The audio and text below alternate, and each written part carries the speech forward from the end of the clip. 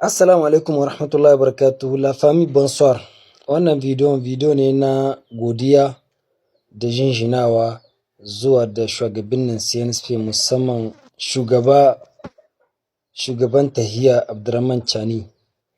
Kamar yadda kuke gani, a jiya samdi 6 da watan 6 shekara 2026, mu mutanen Abala sai mu ce alhamdulillahi, muna godiya ta musamman saboda mun fara aiki da wuta wadda yake cikakkar wuta ce, ba a kashewa, ba safe, ba marice, ba dare.